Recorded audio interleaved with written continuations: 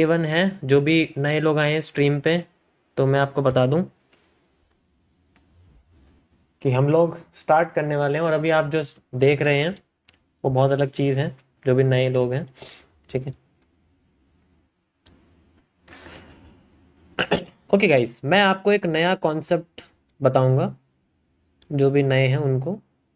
MMC, आपने SMC के बारे में सुना होगा अच्छे से। एसएमसी किस तरीके से काम करता है मार्केट में, उसी का ये डेवलप्ड वर्जन है, मतलब बहुत डेवलप्ड वर्जन है, बहुत आगे की चीज़ है। इसमें मैंने बहुत कुछ चीज़ें ऐड करी हैं, बहुत ही ज़्यादा। ठीक है, तो दिस इज़ नॉन एज दी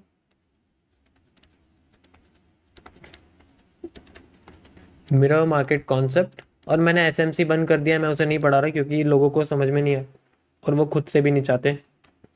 ठीक है, मिरर मार्केट कॉन्सेप्ट। अब ये जो टोटली ये जो बेस्ड है ना, ये बेस्ड है रिवर्सल के ऊपर। ज़्यादातर जो पार्ट है इसका वो रिवर्सल के ऊपर बेस्ड है। ठीक है, ये रिवर्सल कॉन्सेप्ट्स में आता है, और साथ ही साथ इसका कुछ पार्ट ट्रेंड फॉलोइंग में भी है, मतलब हर तरीके से है। ऐसा नहीं है कि सिर्फ रिवर्सल है, हर तरीके से। ठीक है,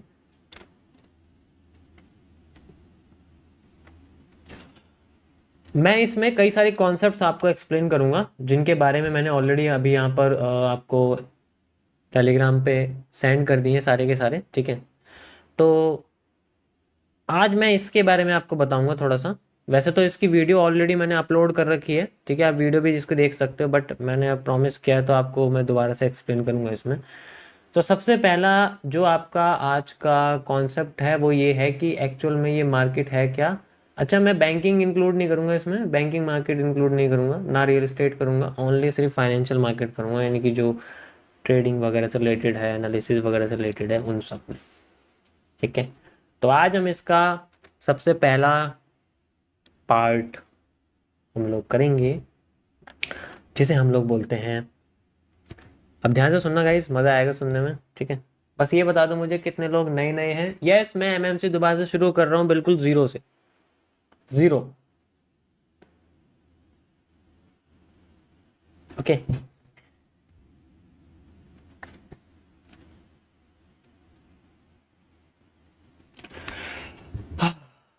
कल से मैं आपके कैंडलस्टिक पैटर्न्स को शुरू करूंगा। आज मैं आपको थोड़ा सा बता रहा हूँ मार्केट के बारे में, एंड प्लीज़ एक एक चीज़ फॉलो करना। ठीक है, एक एक चीज़ फॉलो करना, अगर आप फॉलो नहीं करोगे तो देखो फिर मैं नहीं कह सकता कि आपकी दशा किसी ऐसे के पास चली जाएगी, आपका इंटरेस्ट किसी ऐसे के पास चला जाएगा जो आपको 4-5 मिनट में 2-4 लाख डॉलर बना 2-4 लाख रुपए बना के दिखा देगा।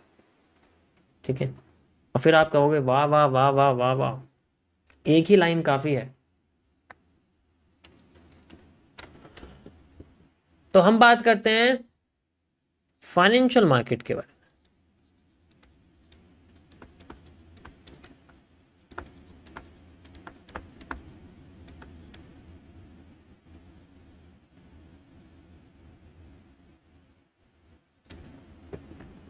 फाइनेंशियल मार्केट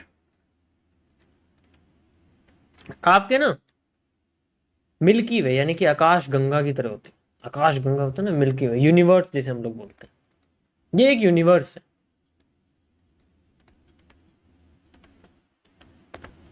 और इस यूनिवर्स में, हमारे यूनिवर्स में कई सारे प्लैनेट हैं, बिल्कुल प्लैनेट है या। अब फाइनेंशियल मार्केट तो हमारी यूनिवर्स हो गई। अब इस यूनिवर्स में जो प्लैनेट हैं उनकी हम लोग बात करें। इसमें से एक प्लैनेट है हमारा अर्थ।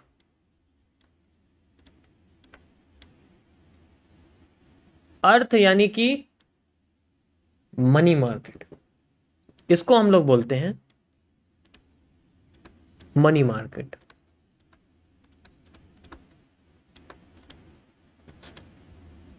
अब अर्थ के अंदर बहुत सारे कॉन्टिनेंट हैं।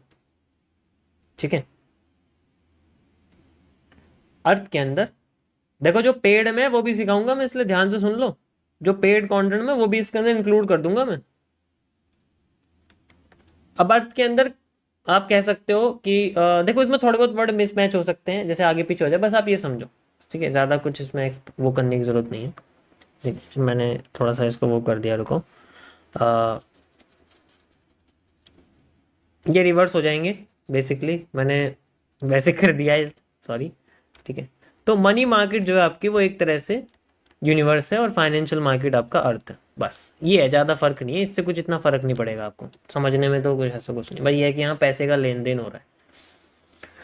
अब इसके अंदर कॉन्टिनेंट्स हैं कॉन्टिनेंट्स हैं,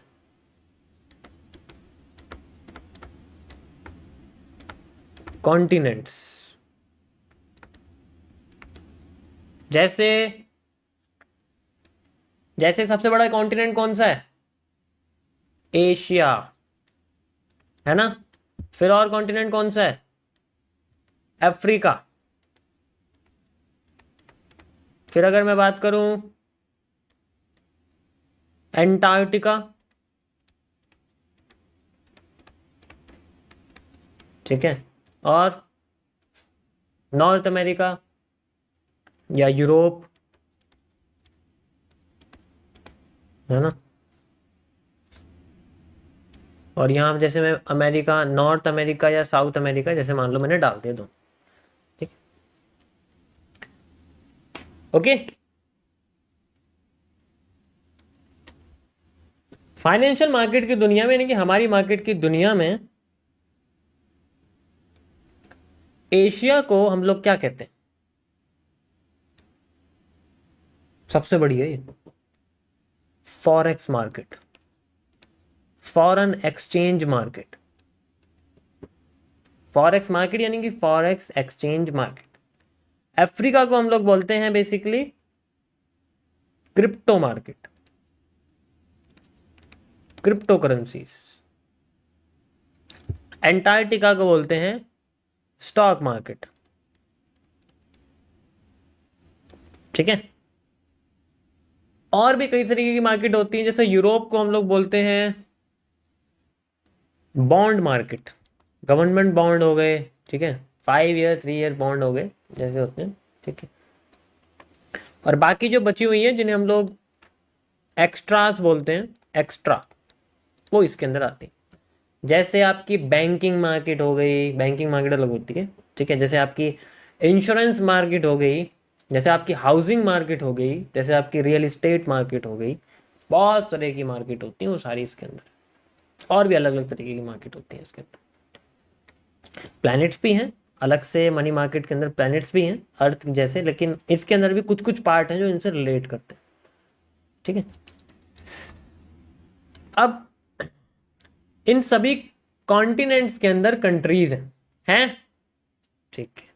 जैसे एंटार्क्टिका के अंदर मैं बात करूं, कंट्रीज हैं, लेकिन नाम नहीं पता मैं, जैसे मान लो भी मैं इसके बारे में बात नहीं कर, क्योंकि इसमें कंट्रीज नहीं है, कॉन्टिनेंट पता नहीं है। लेकिन एशिया में तो पता है सबको। तो सबसे पहले हम लोग जैसे एशिया में बात करते हैं, सबसे बड़ी आती है, जैसे रशिया सबसे बड़ा है, ठीक है, रशिया हो गया।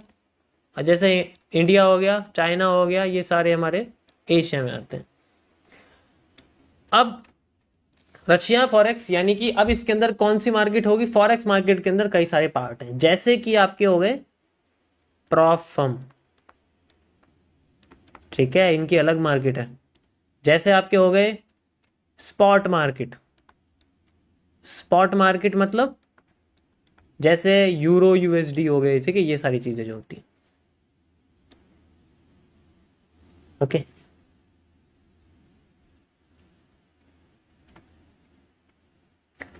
अब जैसे हमारे पास स्टॉक है, इसके अंदर भी मार्केट्स हैं। जैसे हमारे पास म्यूचुअल फंड मार्केट हो गई, ठीक है, प्रोविडेंटल फंड्स मार्केट हो गई, ठीक है, नॉर्मल शेयर मार्केट हो गई, ऑप्शंस मार्केट हो गई।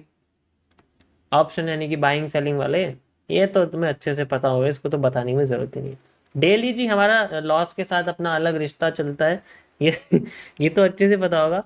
जैसे हमारी फ्यूचर्स की मार्केट हो गई, ठीक है, फ्यूचर्स की मार्केट हो गई, ठीक है। तो इनमें भी होता है, ऐसा नहीं, इनमें भी फ्यूचर्स होते हैं, ठीक है।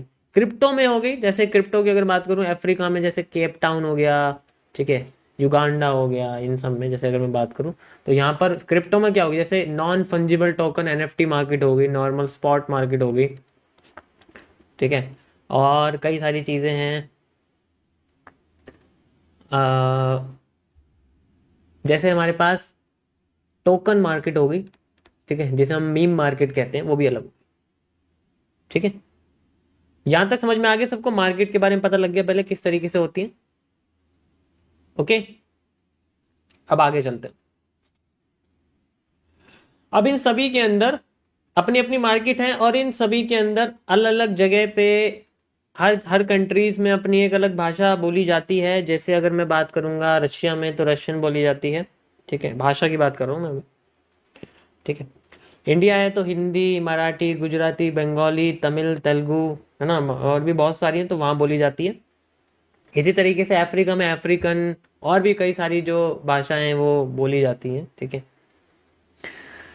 जैसे मैं और अंटार्कटिका की बात करूँ, यहाँ तो बियर है, यहाँ तो वो जानवर वाली भाषा होगी, जानवर ही रहते हैं तो वो जानवरों जैसी भाषा बोलेंगे। इसका तो पता नहीं। स्टॉक मार्केट मैंने इसलिए इसके अंदर डाली है क्योंकि यहाँ सिर्फ जानवरों की भाषा चलती है। कोई भी बियर आके बैठ जाता है, नीचे आ जाती है, कोई बुला के घुस जाता है, ऊपर भाग जाती है, इसलिए मैंने इसको अलग अंटार्कटिका में रख दिया है। ये थोड़ा सा 40% का पार्ट है, रियलिटी यही है इसकी, और मैं इसके बारे में ज़्यादा बात नहीं करना चाहता। यूरोप की है बॉन्ड मार्केट, यूरोप थोड़ा जर्मनी वगैरह से अपना अलग है, तो यहाँ पर है कि हाँ इसके अंदर भी अपनी अलग भाषा चलती है, जैसे जर्मन जर्मन है, ठीक है, और फ्रेंच है, स्पेनिश है, ये सारी इसमें चलती है, ठीक है। और फिर हमारी नॉर्थ अमेरिका, साउथ अमेरिका, इसमें इंग्लिश और आपकी मैक्सिकन वगैरह हो गई, ये सारी चीज़ें चलती है। इन सभी के अंदर एक ऐसी लैंग्वेज है जो सब में कॉमन है, ठीक है, इंग्लिश। इंग्लिश हर कंट्री में बोली जा सकती है। कॉमन लैंग्वेज क्या होगी हमारे पास, एक कॉमन लैंग्वेज है जिसे हम लोग बोलते हैं इंग्लिश, ओके, हिंदी नहीं, इंग्लिश।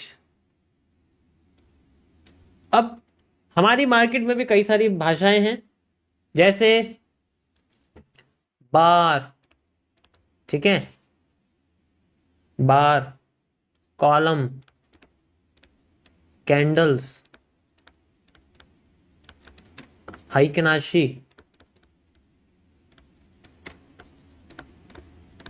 ठीक है, रैंको, कागी। ये क्या है, ये लैंग्वेज ही तो है, और क्या है, रैंको, कागी, और भी बहुत सारी है, वॉल्यूम फुटप्रिंट हो गया। अब इसमें से ऐसी कौन सी लैंग्वेज है जो हम लोग सारी की सारी मार्केट में यूज करते हैं? मुझे पूरी की पूरी चैट भरी हुई चाहिए, 2-3 हज़ार जितने भी लोग बैठे हैं सारे बताओ मुझे, कौन सी लैंग्वेज है जो बाकी की सारी मार्केट में यूज होती है, बताओ मुझे जरा। कैंडल्स। सो कैंडल हमारी क्या है, यहाँ पर इंग्लिश है। तो अगर हमें इंग्लिश आ गई तो हम किसी भी कंट्री में टिक जाएंगे, और हमें कैंडल की भाषा आ गई तो हम किसी भी मार्केट में टिक जाएंगे। अब जैसे इंग्लिश में कई सारे अल्फ़ाबेट होते हैं, अल्फ़ाबेट होते हैं, अल्फ़ाबेट ABCD सिंगल वाले अल्फ़ाबेट। ऐसी कैंडल्स में अल्फ़ाबेट होते हैं, जैसे हैमर, ठीक है, जैसे हैंगिंग मैन, ठीक है, जैसे डोजी, होते हैं नहीं होते, ये सारे अल्फ़ाबेट्स हैं। अब इन अल्फ़ाबेट से मिलके वर्ड्स बनते हैं, जैसे हमारे यहाँ वर्ड्स बनते हैं, कैसे वर्ड्स बनते हैं, इज एम आर, ठीक है, इन द मनी, कह सकते हैं एक एक वर्ड वाले। अब इसी तरीके से यहाँ पर हमारे भी कैंडल्स से मिलके वर्ड्स बनते हैं, जैसे कि बुलिश एनगल्फिंग, जैसे कि बियरिश एनगल्फिंग, जैसे कि मॉर्निंग स्टार, जैसे कि इवनिंग स्टार। ये सारी की सारी जो है हमारी वर्ड्स हैं। अब इन वर्ड्स से मिलके सेंटेंसेस बनते हैं, ठीक है, कोई भी इंग्लिश का सेंटेंस है कई सारे वर्ड से मिलके बना है। इसी तरीके से हमारी ये कैंडल्स मिलके भी सेंटेंसेस बनाती हैं, जिन्हें हम लोग बोलते हैं चार्ट पैटर्न्स, जिन्हें हम लोग बोलते हैं जैसे पीनेंट, जैसे पैरेलल चैनल, जैसे फ्लैग, जैसे ब्लू रे, जैसे इन्वर्टेड हेड एंड शोल्डर या head and shoulder. These are the sentences. समझ आया? यहां तक समझ में आ गया? Ellipse, yes, so these are the sentences. अब इन सारे सेंटेंसेस को याद तभी कर पाएंगे जब हमें क्या याद होगा, जब हमें याद होगा अल्फाबेट, यानी कि हैमर, हैंगिंग मैन, इन सब के एक एक पैटर्न के बारे में हमें पता होगा कि किस तरीके से ये काम करता है। ओके, सो कल के टॉपिक में मैं आपको अल्फाबेट से समझाऊंगा। अल्फाबेट से शुरू करेंगे हम लोग, एक एक कैंडल के बारे में एक्सप्लेन करूंगा, जिसके बारे में मैंने ऑलरेडी यहाँ पर मेंशन कर दिया है। ठीक है, ज़्यादातर सेम है। तो सबसे पहले आपके 1 CP मॉड्यूल, 1 CP मतलब एक कैंडलस्टिक पैटर्न, सिंगल कैंडल वाला 1 CP, जैसे hammer, hanging man, inverted hammer वगैरह वगैरह जितने भी हैं सारे। ओके, आज का पहला टॉपिक आपका 10% कंप्लीट हो गया है। अपने को 10% है, और आगे क्या है अभी बताते हैं आगे। अब ये तो पता लगे कि चलो ये मार्केट है ये सब। अब इसके अंदर कई सारी अपॉर्चुनिटीज हैं। अब ये एमएमसी में कई सारी अपॉर्चुनिटीज की अगर मैं बात करूं, क्या मैंने डाली हुई है, जैसे सबसे लास्ट की अपॉर्चुनिटी आती है मेरी नजर में trading. As a trader, trader is one of the last opportunity. ठीक है, जैसे तुमने बी फार्मा करी, बैचलर ऑफ फार्मासिस्ट या एम फार्मा कर ली, कुछ भी नहीं करा, एंड में क्या करोगे, मेडिकल स्टोर। ठीक है, मेडिकल स्टोर खोलोगे। ये वही है, ये जो ट्रेडर है ये वही है, ये पूरी फाइनेंशियल मार्केट का मेडिकल स्टोर चलाने वाला एक दुकानदार, जो क्या करता है, प्रोडक्ट्स को बेचता खरीदता रहता है, बस अपने पैसों से खरीदता बेचता रहता है। समझ में आ गया यहाँ पर। तो ये सबसे आखिरी बंदा है। ट्रेडर क्या करता है, ट्रेडर अपना पैसा लगाता है। ठीक है, ये क्या करता है, रिस्क ऑन मनी, अपना पैसा यहां पर मार्केट में घुसा देता है, और इसी से रिटर्न या फिर लॉस, जिसे हम लोग PNL बोलते हैं, वो क्रिएट करता है। ये बनने के लिए मिनिमम 2 से 6 साल लग जाते हैं, डिपेंड करता है ऑब्जर्विंग स्किल्स के ऊपर,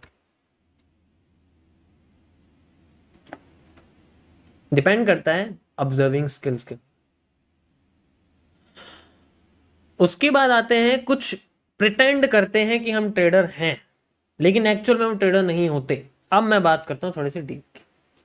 दे pretend to be a trader but they are not the trader because they are the finfluencers.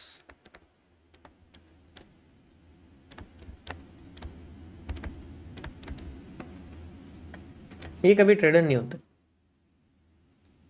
1% are the trader, rest are just a social media influencer. मैं ट्रेडिंग नहीं करता, मैं खुल के बोलता हूँ मैं ट्रेडर नहीं हूँ, that's it, but I am a influencer.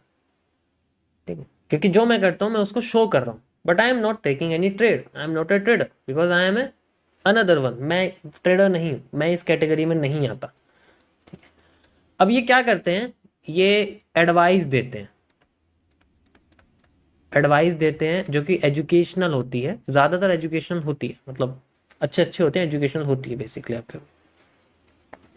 ठीक, कोई कोई चोर होते हैं, अब मैं उनके बारे में बात नहीं करना चाहूँगा। उनमें से एक चोर ने अभी मेरी कुछ रील के ऊपर भी जो है उल्टा सुल्टा बोला, तो वो उन्हीं कैटेगरी में है। ठीक है, कह सकते हैं। नेक्स्ट आता है हमारे पास में एनालिस्ट। ये हमारी कैटेगरी है, एमएमसी बेसिकली एनालिसिस के ऊपर है। ठीक है, एनालिस्ट। और मैं इसमें बता सकता हूँ आपको, और चाहे तो खुल के मैं इसमें बता सकता हूँ। ठीक है, अगर तुम ऐसी बात करोगे तो कोई प्रॉब्लम नहीं है। ये क्या करते हैं, ये लोग ट्रेड करते हैं, जिसे हम लोग लाइव ट्रेडिंग कहते हैं। लाइव ट्रेडिंग होती है, ये रिस्क रिवॉर्ड रेशियो के टूल का इस्तेमाल करते हैं, ट्रेडिंग व्यू जैसे एनालिसिस प्रोवाइडिंग सॉफ्टवेयर का, जिसमें ये ट्रेड लगाने का एक 90% दिखावा करते हैं, लेकिन लगाते नहीं है खुद कभी। No no no no.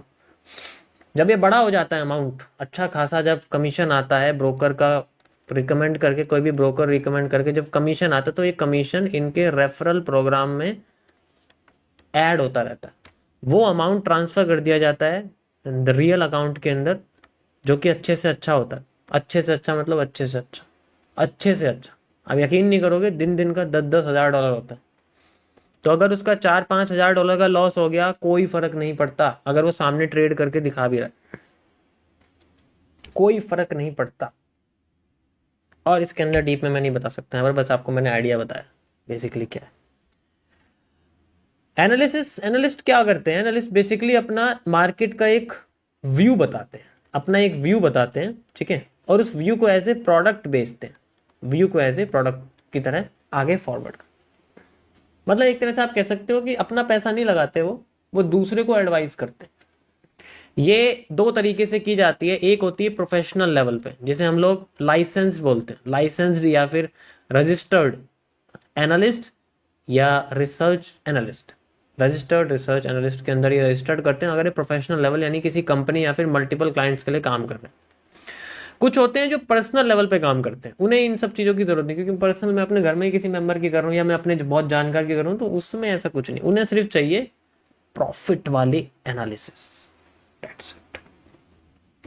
मेरा थोड़ा हिस्सा इधर की साइड है, ठीक है, ये करते हैं। आगे और भी इनका काम होता है, मैं आपको बताता हूँ कैसे कैसे काम होता है, ठीक है, प्रोफेशनल लेवल पे किस तरीके से होता है। ये दूसरी अपॉर्चुनिटी है आपकी। अब नेक्स्ट अपॉर्चुनिटी है, ठीक है, just like I am not a trader, मैं ट्रेडिंग नहीं करता, ठीक, कभी कभी वैसे कोई कॉन्सेप्ट यूज करना है तो उसको कर लेता हूँ, लेकिन वैसे इनकम सोर्स ट्रेडिंग नहीं है बेसिकली। कभी 1000-1500 डॉलर इसमें से निकाले तो बात अलग है, लेकिन वैसा नहीं है। नेक्स्ट हमारे पास आता है ब्रोकर्स। अब ये ब्रोकर क्या है? Broker are one of the, जिन्हें मैं बोलता हूं दीमक है, ये दीमक, इनको हम लोग दीमक बोलते हैं। देखो, ब्रोकर वो होते हैं जो ना तो कभी अपना पैसा लगाते हैं ना अपना पैसा कभी देते हैं। ब्रोकर पर ट्रेडर ट्रेड करता है और ये उसके बदले ब्रोकरेज यानी कि कमीशन चार्ज करते हैं, इसे हम लोग ब्रोकरेज बोलते हैं, ठीक है। ये हर ब्रोकर में अपना अलग अलग होता है, किसी किसी का सेम होता है, किसी किसी का अलग होता है, ठीक है, आप कह सकते हैं। तो ये ब्रोकरेज चार्ज करते हैं। ब्रोकर कभी भी लॉस में नहीं जाता, ब्रोकर हमेशा अपने आप को उठाना शुरू करता है। ब्रोकर कभी लॉस में नहीं जाता। छोटे से छोटे ब्रोकर का मालिक भी अच्छा खासा होता है, मतलब बढ़िया होता है एकदम, ठीक है। तुम्हारा लॉस और प्रॉफिट और ब्रोकर देना पड़ेगा। नेक्स्ट आता है हमारे पास कंसल्टेंसी फर्म्स।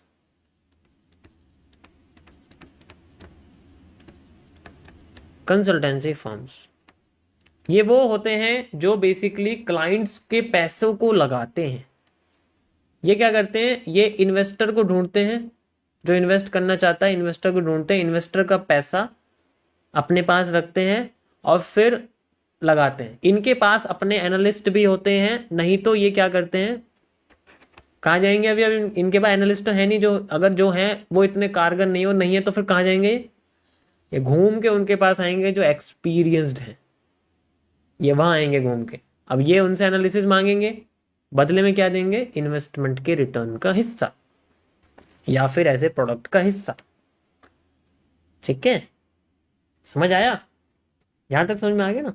इसीलिए तो डिपेंड करता है तुम्हारी स्किल कैसी है। लोग भाग के आएंगे, कहेंगे भाई यार क्या बात है, मजा आ गया। यही चाहिए, यही डेडिकेशन चाहिए, इस एनालिस्ट की यही डेडिकेशन चाहिए ठीक है। कंसल्टेंसी फर्म के और भी बहुत सारे जो होते हैं फायदे होते हैं। ज़्यादातर इंडिया में कंसल्टेंसी फर्म चलती है, लेकिन फॉरेन में हेज फंड चलती है, ठीक है। दोनों में थोड़ा सा फर्क है, मैं इसको ज़्यादा एक्सप्लेन नहीं कर सकता, सॉरी, बस आपको एग्जांपल दे सकता हूँ। जैसे सीटाडेल है, पूरी दुनिया की सबसे पावरफुल एंड पूरी दुनिया की सबसे हाईएस्ट एसेट मैनेजमेंट कंपनी है पब्लिक। ये 60% से ज़्यादा पर ईयर रिटर्न निकाल देती है। मतलब सोच के बड़ा हैरान है, इतने बड़े कैपिटल पे 60% रिटर्न, मतलब बहुत बड़ा है यार, ठीक है। लेकिन मिनिमम इन्वेस्टमेंट 10-20 मिलियन डॉलर शायद कुछ होती है, ठीक है। मैंने पब्लिक की बात करी है, टॉप सीक्रेट्स की नहीं। तो ये आपकी कंसल्टेंसी फर्म इस तरीके से। अब आते हैं सबसे लास्ट, जो गवर्नमेंट एरिया पे होते हैं, जिन्हें हम लोग बोलते हैं क्राइम इन्वेस्टिगेटर्स। ये आपके सैबी पुलिस होती है, एक तरह से स्टॉक पुलिस आप कह सकते हैं। जो भी इनमें छेड़खानी करेगा ये उनको पकड़ेंगे जाके, या फिर जो बीच में होता है वो तो ठीक है। अगर इनने कुछ बदमाशी करी तो ये आ जाएगा, अगर इसने कुछ बदमाशी करी ये आ जाएगा, और अगर इसने कुछ बदमाशी करी ये आ जाए ना, सब जगह ये पहुंचेंगे। ये कहने का मतलब ये है कि ये थोड़े गवर्नमेंट टाइप का हिस्सा है, इसके भी एग्ज़ाम होते हैं, ठीक है, थोड़े बहुत ज़्यादातर कॉन्टेक्स्ट से यहाँ तक पहुँचते हैं बेसिकली। तो ये है गाइस आपका फाइनेंशियल मार्केट का एक छोटा सा जंगल। ये चीज़ है जो पता होनी चाहिए सभी को। That's it. ओके, समझ में आएगा इस।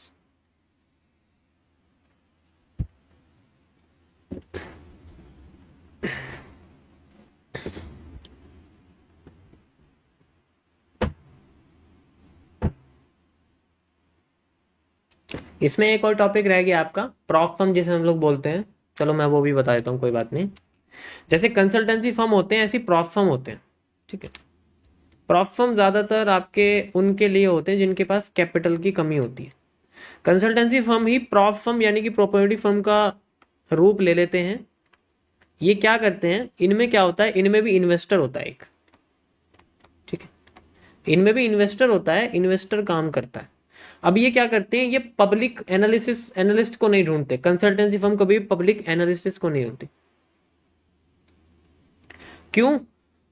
क्योंकि ये सिर्फ एक्सपीरियंस लोगों को ढूंढते हैं। प्रॉफ फर्म ऐसे नहीं ढूंढता। प्रॉफ फर्म अगर एनालिसिस को ढूंढेगा, एनालिस्ट को ढूंढेगा, तो उसे मतलब नहीं है, उसे चैलेंज पास करवाएगा नॉर्मल बंदे से। पास करते वो एक एनालिस्ट बन जाएगा, वो ट्रेड भी कर रहा है, that's it. Prof firm public में ढूंढती है ट्रेडर के नाम पर। कंसल्टेंसी फर्म पब्लिक में नहीं ढूंढता कभी, ये पीछे से चलता है सब कुछ। जैसे अमेरिकन एक्सप्रेस का एक कार्ड आता है, हम लोग बोलते हैं सेंचुरियन, ठीक है। जैसे जेपी मॉर्गन का एक कार्ड आता है जिसे हम पैलेडियम बोलते हैं, पैलेडियम करके कार्ड आता है, ठीक है। तो ये सब कार्ड जो होते हैं ये कभी हमें नहीं मिल सकते, इन्हें बैंक खुद कस्टमर को चूज करता है कि भाई आप इसके एलिजिबल हो, आपको मिल जाए। ये कंसल्टेंसी फर्म ऐसे काम करते हैं। ये ऐसे प्रॉफ फर्म वाले मैसेज करेंगे सीधे आपके, जैसे वो क्रेडिट कार्ड वाले आते हैं ना, 1 लाख का क्रेडिट कार्ड आपको क्रेडिट कार्ड मिलता है, आप एलिजिबल हो क्रेडिट कार्ड के लिए, ये वो होते हैं। अब देख लो अब देख लो तुम सच्चा कौन है और मतलब सही कौन है और गलत कौन है, भाई ये फर्क है, ठीक है। समझ में आ रहा है थोड़ा, में डिफरेंस समझ में आ रहा है ना। ये वो है जो कभी जो सामने से बोलेंगे नहीं कभी भी, क्योंकि वो सिर्फ लेजिट लोगों को ढूंढेंगे। यहाँ सबको मैसेज जाएगा, अरे तुम करो, नहीं जाएगा तो फिर दूसरे लोगों से प्रमोट करवाएंगे। प्रमोट करते हैं लोग इन सबको, प्लेटफॉर्म को प्रमोट करके, अरे जल्दी आओ यार, अकाउंट वकाउंट खुलवाओ या चैलेंज वैलेंज पास करो अपना। इसलिए मैं इन सब चीजों को कभी प्रमोट नहीं करता। कभी देखा है मेरे को करते हुए? अभी करंट में मैं एक यूज कर रहा हूं, उसका भी जब तक रिजल्ट नहीं आएगा ना उसे पब्लिक नहीं करने वाला। इसके बारे में पब्लिक कर नहीं सकते क्योंकि ये थोड़ी बैक एंड की चीज़ है, इसे मैं भी नहीं कर सकता थोड़ा सा, ठीक। समझ आया? तो ये सामने से ये एक तरह से वही है जो बैंक आपको करे कि भाई 1 लाख का लोन मिलने वाला है आपको, जल्दी से आपका क्रेडिट स्कोर मैच कर रहा है, जल्दी से बना लो बस, ठीक है। वो चीज़ है। मेरे पास आते हैं, डेली आते हैं मेरे पास, क्या दिखाऊंगा तुम्हें, बस ये देखो, get 1 lakh rupee pre approved personal loan instantly your financial goal, ऐसे ऐसे आते हैं। समझ में आ गया गाइस सभी को what is the financial market, और ध्यान किस पे देना है? ध्यान आपको सिर्फ इस पे देना है। ये मैं आपको इसकी साइकोलॉजी समझाऊंगा बस, इसके अलावा इस मार्केट में कुछ भी नहीं है। ये समझ लिया तो लैंग्वेज समझ में आ जाएगी, मार्केट क्या बोल रही है वो हमें पता लग जाएगा। ओके, वो हमें अच्छे से यहाँ पर पता लग जाएगा मार्केट क्या कहना। अभी यहाँ पर क्या कर रहे हैं, लैंग्वेज ही तो पढ़ रहे हैं इसको, और कई तरीके के इसके कॉन्सेप्ट्स होते हैं, कैसे कैसे समझाया जाता है इसको।